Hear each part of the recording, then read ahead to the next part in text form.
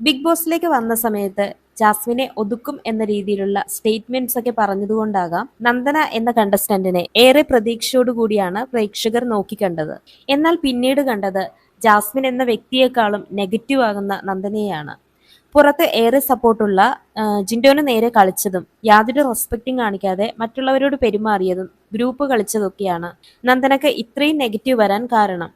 അതുപോലെ ലാസ്റ്റ് കുറച്ച് ദിവസങ്ങളായിട്ട് സ്ക്രീൻ സ്പേസ് കിട്ടാൻ തന്നെ ഓരോ പ്രശ്നങ്ങൾ ഉണ്ടാക്കിയതും പുറത്ത് നെഗറ്റീവ് വരാൻ കാരണമായി. ഇന്നലെ തന്നെ എല്ലാവരുടെയും ശ്രദ്ധ പിടിച്ചു പറ്റാനായി തന്നെ ജിൻഡോനോടും അർജുനോടും മനഃപൂർവ്വം വഴക്കുണ്ടാക്കി. എന്നാൽ അതിലെല്ലാം തെറ്റ് സംഭവിച്ചിരിക്കുന്നത് നന്ദനയുടെ ഭാഗത്ത് തന്നെയായിരുന്നു. അങ്ങനെ പുറത്താകും എന്നുള്ളൊരു പേടി കൊണ്ടായിരിക്കാം വളരെ നിസ്സാരമായ കാര്യങ്ങൾക്ക് പ്രശ്നമുണ്ടാക്കിക്കൊണ്ടിരുന്നു.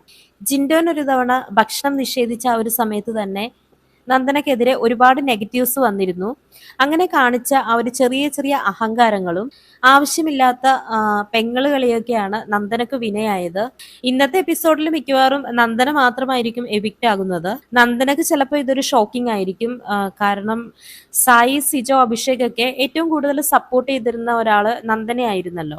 ടോപ്പിലേക്ക് എത്തും എന്നുള്ളൊരു ഓവർ കോൺഫിഡൻസും നന്ദനക്ക് ഉണ്ടായിരുന്നു. ആ ഒരു റാങ്കിങ് ടാസ്കിൽ തന്നെ ആദ്യത്തെ സ്ഥാനത്തിന് വേണ്ടിയിട്ട് തർക്കിച്ചതും ഒക്കെ നമ്മൾ കണ്ടതാണ്. നന്ദനക്ക് മാത്രമല്ല ഹൗസിലുള്ളവർക്കും ഇതൊരു ഷോക്കിംഗ് ന്യൂസ് ആകാനാണ് സാധ്യത.